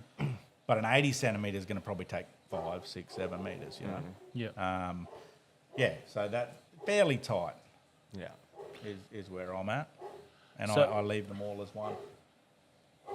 Gotta love dogs, eh? You're talking about the chopper and little kids stealing cars, like they're probably trying to jump Wide the fence. eyes, How cool would it be if we just have one jump the fence and my dogs just maul the crap out of them? Wide it probably wouldn't be. The Wide court eye case wouldn't be Zuzu good. heading down Dalrymple Road. I walk outside. Yeah. So, like, does the size of the tides dictate how you're hooking up your bait and what sort of bait you're using? Yeah, so it goes back to whether you're going to go through the nose if there's a lot of current. So you just have that bait sitting in the current and doing its thing. But yeah, if it's small enough, then tides wise, then you want them hooking through the back and just having that vibration through your rod tip. Yeah. So So I know we like neat tides when we're throwing with like plastics and that. Is it the same sort of deal with the similar. with bait or? Like I like neat tides of plastic, but some of our best sessions have been 2.5 metres a run, and it's just a matter of lining up where the fish are. And Yeah. I like it because they congregate a lot easier on the smaller tides. So it's pretty idiot proof when you can find barra and throw at them, and you're just trying to get them to bite. So let him out too. He's got to love them. Go on, outside. Dogs. Just lock that No, door, Matty, got 'em. so we can't open it. Yeah, that's a better way. Bang. Yeah, so that's how you don't get your car stolen. Is you have two of those and a red cattle dog. Yeah, the red cattle dog, he can fuck off. Yeah. He's not liking anyone at the moment, eh? Oh, mate. He's not far from biting one of you boys. No. No. Because he's just walking in like you own the place. Deacon's safe. Oh yeah. Because No, he looks at I'm Deacon. not. he No, look- I'm not. No, he he's looks not. at He Deacon ran and straight go, "Oh, past we're me." red stick together." Yeah, no, they don't. No, No, they don't. no, he definitely doesn't. He So, like with the tides and that, does the moon phase have a big play on all of it? Oh, it's one of those things. If you're going to stick with the moon phase, then you're going to make excuses for yourself. I know you don't really care about it that much, do you? Yeah. I've heard you say that before. No, don't give a shit about it. But it does influence the tides. Yeah. So all I'm worried about is the movement in that tide for that area and that spot. I'm not worried about what time of the moon phase it is, Horoscope. So yeah. So it's one of those ones where you're probably a bit more in tune in the fresh. Heat. The lead up to a full moon's always going to be the best fishing when you're talking, any sort of fishing really. I think anything that feeds at night, the lead up to the full moon's always going to be a goer, and then the lead up to the new. But yeah, I think with Barra, yeah, and the closer you get to the full moon, the harder you can get in areas. So right on that day each side of the moon up in Hinchy, it's always hard going. Certain areas are bad, but then sometimes across the bay here and the day of the full moon you get them to bite during the day. So it's not necessarily a be all and end all. I know Dean. I was chatting to Dean the other day about it, and he's like, "Oh, I don't mind the falling tides." So and it's like, yeah, you just need to be on them and seeing their reaction. And that's the difference with live scope. Much as people say it's cheating and blah, blah, blah, it's just about working out how they are. Now, if you're in areas and you have 100 barra sitting in there, at some stage I can get them to bite. So if I find a 100 metre barra at some stage throughout that day, every day, I'll get one to bite at least. And that's 100 1 It's- metre barrows. The amount of times I've said 100 metre barrow and people are like, you catching 100 metre barrow? That's a I'm big like, barrow. fuck me. Yeah, no, there's specials in the world. Yeah. But yeah, the key is if you're on top of that many fish or throwing at that many fish, then eventually you'll find one that will aggravate and eat what you're throwing at them. Yeah. So, Do you think with that live scope, I mean, I agree that you can sit there and make one eat, but do you think some people could get caught up trying to make fish that don't want to eat when they could go and fish a different area and potentially get a better result out of it? oh, 100%. Yeah, and that's why I have two or three casts of the fish. If I don't like it, I'm going to hit him on the head. Fuck him, he can move on. Like, if he's not going to eat my lure, then I'm going to rock his world, and I've got an ounce jig head hitting him on the head, and he'll get bumped and he'll get straight off. Because I've annoyed him, he's moved on. I might be able to get back to him at another stage, and I might have just woken him up for that. Yeah. So totally different kid out looking for metre barra or big barra, anything over 90 centimetres in the fresh. Yeah. It's a totally different way of fishing. You're actually just finding and casting. There's no, it's not a technique. It's not, based on the way the tide is. There is no bite period as such for those individual fish that are moving through. And we've shown that in our fishing. You go down one day, you smack 2 or 3 meteries, you go down the next day at exactly the same time where you thought the bite period was good, you got nothing. Yeah. But 4 hours later, bam, they bite. Yeah. And it's like, it has nothing to do with the bite period. It has to do with how you place that lure in front of that fish and individually on merit that fish. You fishing that fish, not based on what times of tide. So, 50 to 80 centimetre fish, totally different story. We'll go into it, and where the areas we fish, there are better times. So they're totally different kettle of fish. So you need to be in certain spots as soon as that tide moves. You've got an hour there, and then you need to be up further in another patch. And Did you find when you first started using live scope that you might have spent more time? Because obviously when you don't have live scope, you pull up on a snag, you can know there's fish there, but there's only so long you're going to sit there and not catch something before you move on because you haven't caught it. Whereas with live scope, you're looking at a fish, swimming around, you can sit there and follow that, like try and catch that fish for 3 hours because you're actively looking at it. Whereas you're not going to do that if you don't, like, most people without a live scope aren't going to sit there and cast at one snag for 5 hours. no, 100% not. Did you but you're gonna find move, yourself you're gonna fall in find- that when you first got live scope? You'd sort of get fixated on a fish and try and make it to eat? I probably got more fixated on the smaller fish, trying to get them to eat, and then it comes back to what I just sort of said with bite periods on those fish. Yeah. And you can't get, it's hard to get them to start biting before a bite period, whereas the bigger fish you can. So It's like watching an episode of Cliffhanger with these two dogs on the back porch. I don't know what they're doing, but gotta love Jagger it. seems to like putting himself underneath Bailey, and Bailey's like, you best fuck off. But yeah, so with live scope, I found myself not leaving snags or not leaving areas for a longer period of time because I thought they got to fucking bite soon.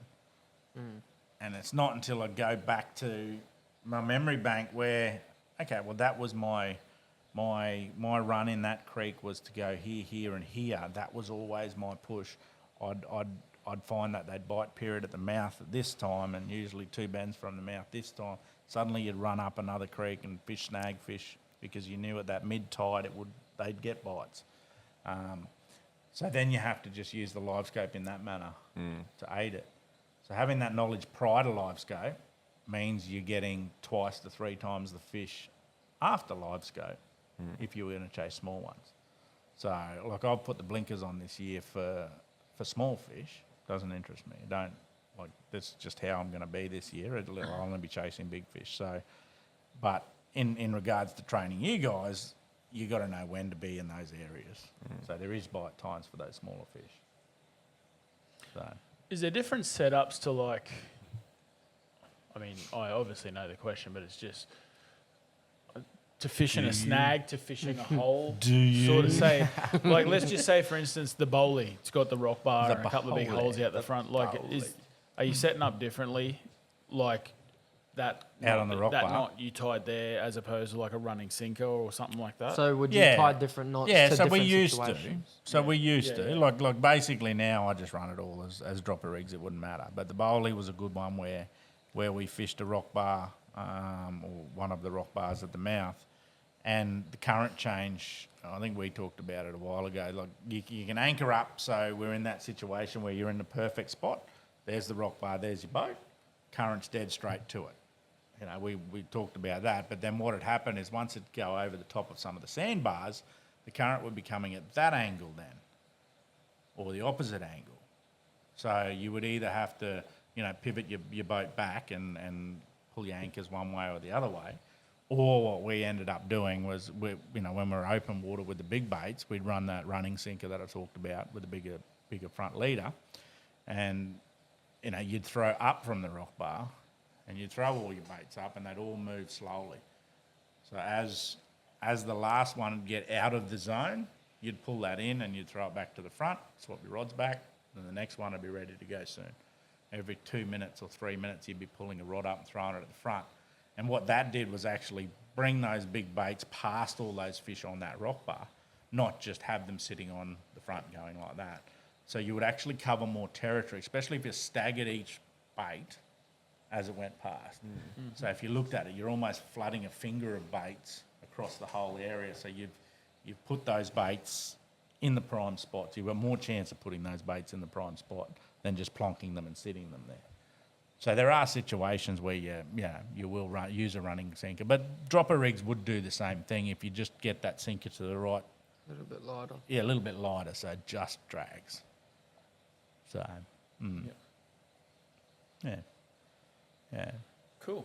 Well, I mean, that's all the topics you want to cover. Is there anything else you want to go on with? Well, we'll go into depth with it all when we start a bit more of that style of fishing. I think Cody's probably going to be more in tune to the lure side of it and enjoy that a lot more. I think Deacon, I just think you're better off going down the road that I went off with live baiting. Is that starting out? Yeah, and I think it's probably more an age thing. Like if, say you've got 3 40-year-olds on the boat and Cody turns up at 21 and it's like, well, yep, we know what we're doing, we're confident we're doing it, blah, blah, blah. And Deacon's at 18, and it's like, there's always been that whole, well, you're too young. What would you know? Heard that before. And regardless, by the time he's 18, he's going to be 10 times better than 99% of people in this town. But that's not going to matter when it comes to some old fart who thinks he knows what he's doing and jumps on the boat. And the worst thing is people who think they know how to fish to come on charter rather than people who are just listening. Yeah. Yeah. One of them's name's Matty.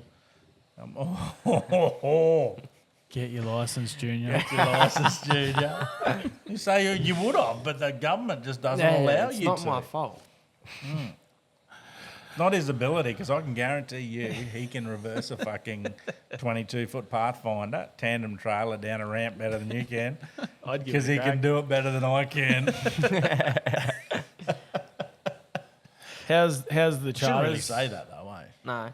Yeah. How's the charters that you have done gone so far? Yeah, not too bad, hey. Yeah. We had one struggle of a day where we just struggled our ass completely off. Was that due to the weather and the fresh, or it was mainly the fresh and where we fished and how we fished with the fresh? It was it was a difficult day, and then we smacked some on another charter and smacked some good ones. So, and then when this fresh pisses off, we'll do quite a lot more. are you any closer to going down and trying out the new boat? Yeah, it's something we've got to discuss this week on what our time frame is. From all accords, it's still on track for the end of this month, but we'll see. Stay tuned for podcast on the boat. On the boat. live baiting. Love dating off that Set up boat. in the Pathy on the rock bar. Fuck no, I'm not setting up in in the that thing. bowley. The big boat. No, the big boat he's talking about. Sideways. The big boat in the bowley. 54-footer at the mouth of the bowling. Anchored sideways. 40 live baits Yeah, out. You know 40, I'm 40 covered. rods out there. Yeah. Got to get one of them to eat. Matty going to make an appearance when it gets up here? Or Yeah, I hope so. He was always keen on doing at least one of the runs, whether he comes up for the whole lot or whether him and the family do the first one to, maybe to Rockhampton or something and do the. Yeah. But I dare say it all comes down to weather. Some people like being out in the rough and some people don't. So, like he's pretty good. He'll handle the rough, but he wouldn't take the family and do that. So it just depends. There's lots of variances. Could happen. I just hope that the weather changes soon. I'm fucking over it. Yeah, I'm sick of the rain. I need to poison. You're the not yard. sick of the rain? No, I'm sick of it. Oh, I was going to say. Yeah. No, I'm ready to poison the yard, and it's just not giving me a day to go out and do it, or Deacon a day to go out and do it. Yes. And what are you doing? You're going to Cardwell this weekend, I hear. Maybe. Maybe. If Are you turning into Jack? if the rain Where'd you go? Oh, just up the beach. Catching anything? Yeah. What are you doing in Cardwell? Nah. see grandparents. Oh, okay. Go I for a didn't realise fish. they're up there. Yeah. Mm. Yeah, go see them. They think they're gonna retire and start a lap of Australia. So, Oh, yeah. Aren't they retired already? I think Nan is. All right. Granddad's not. Yeah, okay. So Yeah, cool. I can think of nothing worse. go see them before they leave. Go drive. Lap of Australia. Lap of Australia in a boat would be sick. Yeah, it'd have to be the right boat, though. Hey? That'd Yeah, be the not a 6 metre tinny. It'd have to be the right boat. Vanguard would be good. Oh, I'd love to go to TI. Are you offering? I'd love to go to Torres Straits in it. We will. We will. We will. Much. Okay. Thank you. You plan it. You just tell us when Gonna to happen. organise and all of this. Is gonna there happen. much on this week, charter-wise? No, we have 4 booked in Next week? next week. Yeah. Sunday, Monday, Tuesday, Wednesday. Thursday. But yeah, I've talked to Sundays and I'm gonna go for a bit of a fish and a look myself tomorrow. So Sunday's trip will be based on that. They're happy to postpone. There is a lot of fresh, Yeah. so it's just a matter of whether we can find some decent fish tomorrow. I've got no interest in just going just to put the money in the bank. Yeah. You want to give the Yeah. client something to sort of. Well, it's one Remember. of those things. If you have a bad day, I'm the most disappointed out of it, and that's what people don't understand. It's like they say, we want to go, and it's like, well, that's good, but what happens if we don't catch anything, and I can't guarantee it? Then what's the attitude going to be? Because I'm going to be pissed off with the whole situation. I'll take the money off you, but I've never been happy just to take money off people. It's always been about catching. So it's one of those things. I'm probably more disappointed when we have bad days than the clients. Yep. So What about you, Coz? Much on this week? Bit of work at BCF. Oh, I also work at BCF. Oh, do you? BCF and fun. Yeah. No, I got work at BCF over the weekend, Saturday, Sunday, Monday. And, I feel like that's where I have seen you before, actually. How long you been there for? since 2 years. Yeah, no, I definitely would be because Matty's a serial pest. Goes in, talks to everyone. He talk shit. You do though. Loves going into tackle shops. At the fish and warehouse, I feed the kids. Did he not go to Tackle World? He went to Tackle World too. I went to Tackle World with you, you wanker, and then we sat around for fucking an hour talking because you're a celebrity. No, you're the celebrity. You got pulled over at the boat ramp the other day, He mate. yelled at True. me. Speaking Hey. of, shout out to Lachlan. Lachlan. Good kid. Okay. Nice bloke. What good kid, nice bloke. She So said there's he's a difference between a bloke and a kid. So how old's Lachlan? Well, So we're giving him a I'm shout talking out. about people younger than me. So, Oh, is he younger than you? yeah. Really? Yeah, we're the same age, you dickhead. Yeah. What but happened? that's- What? Oh, Matty got celeb. Oh, first time, mate. Yeah, I said to him, you Do not get tell a chopper? me that you don't you know. get a There's chopper? this dickhead here wouldn't have been able to help it. No, He I would've didn't told tell you him. straight away. I didn't tell him at all. No, I got no idea what you're talking about. Cody, Do not trust these two dickheads. No, so give Don't us- worry. Because So they, you met- Tell me. I'm confused. One of our long-term listeners. most of the Full time, podcast. most of the time they play off each other perfectly. Most of the time, but when we don't, he accuses us of all. So No, tell us the story, because I got a little chuffed that you got chuffed. I was at the. No, tell me. Yeah, you told You me, got but chuffed, and he's just like, "Oh, do you feel like a celebrity?" I'm like, "Mate, have you seen me at the poker? Everyone knows me." Listen to him. Listen. So to what him. happened? What's the I yarn? put it- I What put it happened in at the fucking boat ramp? Let's get to I it. put into the boat ramp. Lachlan. Lachlan. We know Lachlan. Lachlan's Good old kid, man went to young. get his car, and then as I think I just got in the water, and I started. He's like, "Oh, you're the lad from the podcast," and I was like, "Yeah, which podcast?" And then he just said he How many listens, and podcasts you been on? Which one did he know you this one- from? No, I could have been talking about any podcast. I just wanted to make sure. Where? It Two was Fat ours. Women podcast? Or Yeah. What'd you say? Two Fat Women podcast? Cancellation in Is that jail. you, Can't Benny? say Is that. that you, Benny? Can't say that. Elbow's going to put us in jail now. Fuck. Can't say that. I would actually hate being in a cell with you, I reckon. Yeah, you would. You fucking would. You would. But yeah, no, you just said g'day. Any fan of what's been going on with this Yeah, podcast? cool. So it's always It's good to hear. interesting. After Dom's podcast, the one in Ingham, Local. Wild Local. Yeah, thanks for that. I'd be interested to see how many words Dom actually said in that podcast. 14,874, I think it was. Maybe 75. I'd say a little bit more than that, eh? Yeah. No, I reckon it was too. He but- gets going. You just He let gets him, going. Just let him go. Yeah, I yeah. believe I was sitting here doing these ones going. Even the one time I've met him when we dropped off fish to him, and it was just like, can we go? like love him, like he's a good bloke, but Love just, you, Dom. Just sat there for. Why did you go fishing with him? Yeah. Nah, he's good. He's real good. And you But no, forget, had a lot of good feedback. Out and of you that, forget eh? the live scope. Yeah. I think Well, that every was so time last year. I think every time I've heard Dom's name, that's come up. That live scope. I know. 'Cause it It's was getting funny. old. It's getting old, isn't it? Yeah, it is getting old. Yeah, no. 'Cause it was funny. Still cool fish. Yeah. But no, there was a lot of good feedback with that podcast. I think it opened the eyes of a lot of that commercial side. I think they always just saw me as a one-eyed wanker when it come to the rec side. But for me, it's all about the right conversations with the right people. So if you're outside of your little playground and trying to be in a conversation where you shouldn't be, then I'll call you on that. And so should someone call me on that. So. The right conversations with the right people, and I think it's important too that everyone has a say. Like there's opinions coming from everywhere. Like no one gets shut down. well, yes and no. See, this is where we've got to go back to though. Like, and I'm not trying to get too political here, but like if you're a grader driver, do you feel you should have a say on how those fucking traffic lights down the road go? No. Right. Yeah.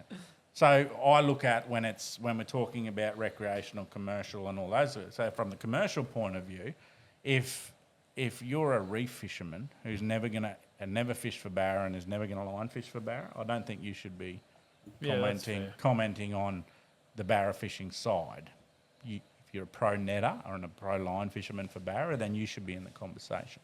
So if you're a yellow belly fisherman from Mount Isa, I was going wherever, Beat me. you know what I mean? But say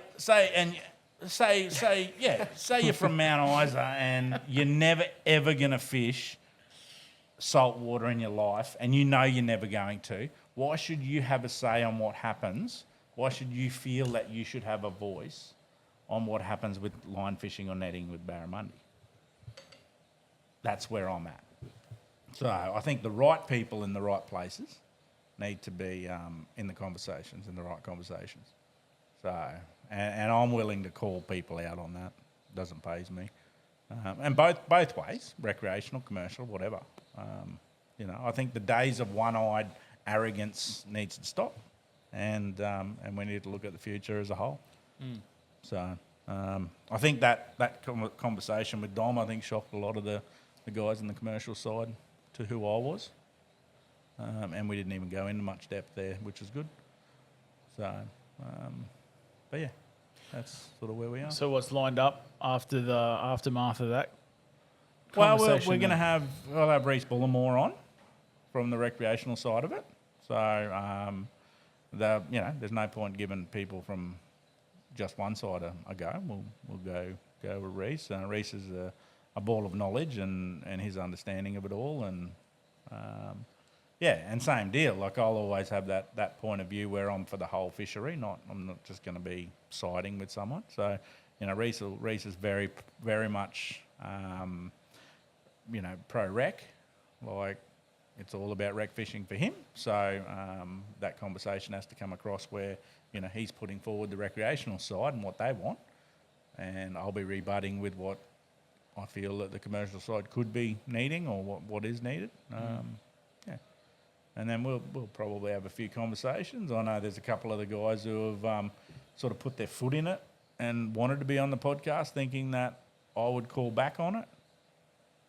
And no, I'm not. So I'll open that up to those two guys too. Like, you want to say in a post that maybe you should jump on a podcast, but answer the questions properly. So it's about getting the right information out to the right people, not just having a whinge. And not picking and choosing what you can put out there. So if you're going to sit there and try and call me out on something that I've said, whether it's line fishing or charter fishing or recreational fishing, then be expected to be called out on your side of it too. Because if you're telling fibs, it's going to come out. No one likes fibbers. Nope.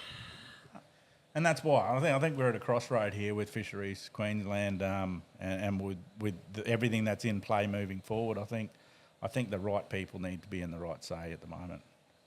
Otherwise, we've seen what happens in WA. We don't want to be part of that. So, I don't want to be sitting here in 3 years' time being irate at someone because I can't fish an area because they were too arrogant to listen to all sides, whether that's commercial or pro, commercial or recreational. If I'm locked out of an area and I can't fish it and I know there's enough stocks and it's sustainable, and I'm seeing more what's under the water than anyone else on the water. And this is the other bit that irks me, is the fact that there's people out there commenting saying, I don't know what I'm doing.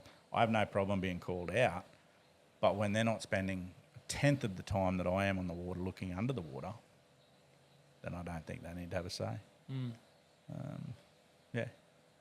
So that might just be a bit of arrogance on my end, but I think it's just the way the world should be. I'd only want to listen to the guys if I was trying to study something that I didn't know anything of. I'd want to listen to the guys who've done it and have been there and spent the time doing it.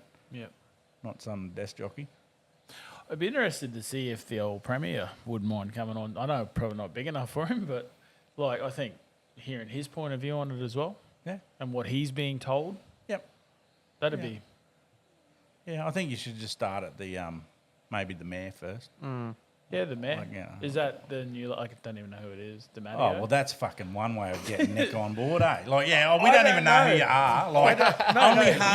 Only half of our podcast knows who you are, mate. But would you come on? I just didn't want to get his name right. DeMatteo, yeah. What? DeMatteo. DiMatteo. I don't fucking know. Demeter. What? Demeter. Is it? Okay. It's the most only spends half important the thing time for here. Townsville in the last 50 years. The most important person in Townsville in the last 50 years. You can't even pronounce his fucking name. He only spends half his time. Hey? He only spends half his time. Matty does, yeah. Yeah, that's the I've been excuse. trying not to follow politics with all the okay. bullshit going on. No, he's just a good lad. Yeah, that's cool. It'd I got nothing against It'd him. be cool to have him on about and talk about the Ross River Dam. Yeah. So we'll touch with Reese when he does his podcast too, because part of that, it's not just about the recreational and commercial side. It's about the dam opening. So he's the head of the Fish Stocking Association, or was. I don't know whether they're in a transition stage or whatever it is, but he's in the know with all that. So maybe after Reese's, we might look at seeing if Nick could come on. Yeah. He's a good lad. He'd do something like that. Yeah. So, and I think he's what he's done for Townsville and what he's been in.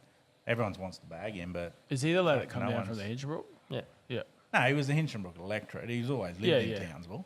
Oh, okay. He Yeah. always lived in Townsville. like I said, I just Yeah. been taking myself right away from Yeah, all the this politics isn't. None of bullshit this the is last 12 helping at months. all. Getting him on. Hey, like, yeah.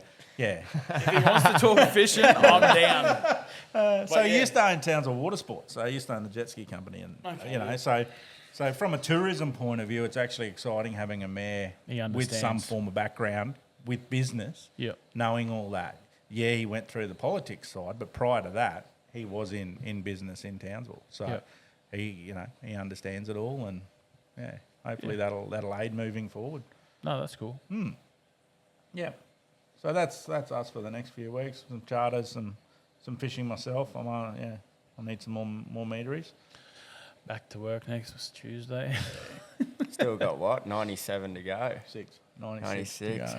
96. Oh, that's right. He said 100 If it meters. didn't He said rain, 100. I would have another 15 by Oh, now. yeah. Oh, yeah. But when I use that Hey. fucking excuse, oh, yeah. No, but just so you know, Oh. just so you know, when it doesn't rain, I will end up smacking 20 or 30 That's cool. in the week. I'm happy for I'm you. Just no, you're not. But that's why I keep rubbing it into you. No, but I'm not. I was never in the conversation of catching 100 meters. I don't know if you did it or fucking you. No, were no, in it the- was a No, it's just personal a thing. personal Oh, chat. that It Okay, was cool. like we had this conversation the other day Well, with I'm, Deacon. I'm actually Personal fully goal. for you getting there. I hope you get there. Just want to. I don't know why you're rubbing it into me. I don't give a shit if you catch 100 fucking barra or not. Well, you got to get one. See, that's Oh, the mate, thing. I'm just happy to try and catch a fish at the moment in good weather. No, but we had this conversation about it. Deacon's like, oh, well, you're taking a photo of everyone and you're documenting it. And Who I said, cares? well, I'm writing it down, but I'm not actually doing this for everyone else. I'm doing it just for me to go, okay, Prove well, to I've got yourself. if I'm going to lie to myself, then I'm a fucking idiot.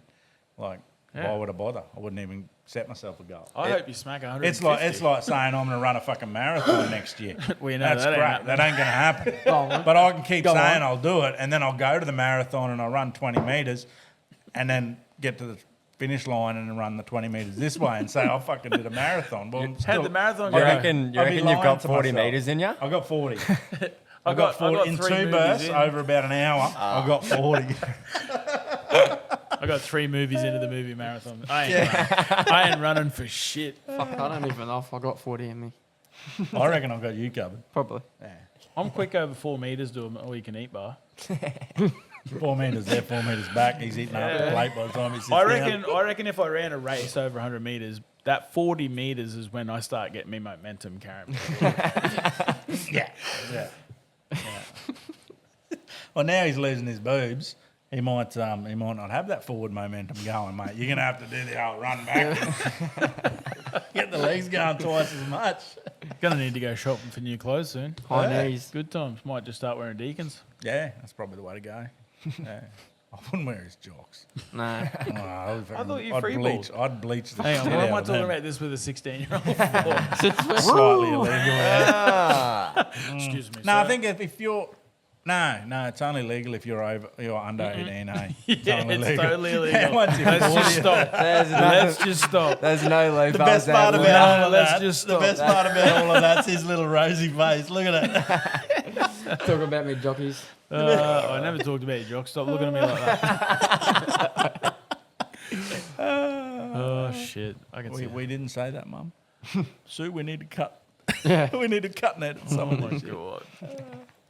All right. Well, on that note. Well, you've said that twice now. We are at 1:52. It's been very, very quick. Yeah. I suppose the other thing we can talk about is just quickly. Just fucked me over. Just quickly. Because I know, you're we'll ready get him for to it. third. We're going to get for the third one. But, Just a quick one. No, but if there are any questions on anyone at home, Yep. on anything further of what we've sort of discussed, because we will go into the lure side of how we do it with different people we have on, you know. Yeah. Reese Bullimore's a Samaki prawn lover and a Samaki Reddit lover and Yeah. all of that. So we'll talk about his lure fishing styles and what he does, but and with anyone else who comes on stage. But if there's anyone out there who has any questions, as always, just flick them through. Yep. 185 Gimp Psycho.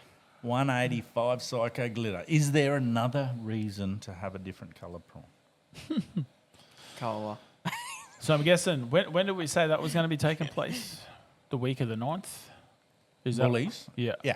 So somewhere if you about got any that. questions for that podcast that you want to ask Reese or Ryan, Adam, just sort of Ryan. drop them on a Ryan. post. Yep. I thought of Yeah, sinking I for might a be minute. solo doing that one. Yeah, possibly. Yeah, if you're at work. I Just might drop be them on solo. the I'll be page the and questionnaire. I don't know if I'll be able to get the intro right. or message. Welcome to the OMP podcast. Or message the page, Have to and start Yeah, Yeah. that's the best way. Adam Message can the write it page. down and drop them in there for you.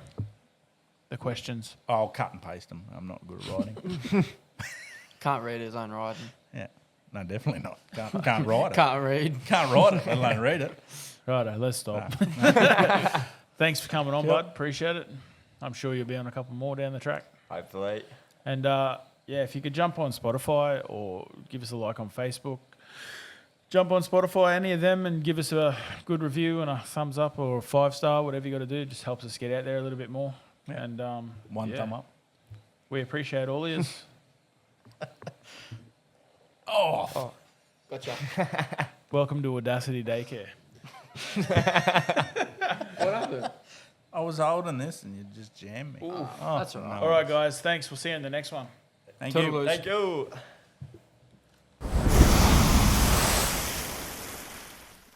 The Oceanic Mafia boys. What happens on the water stays on the water.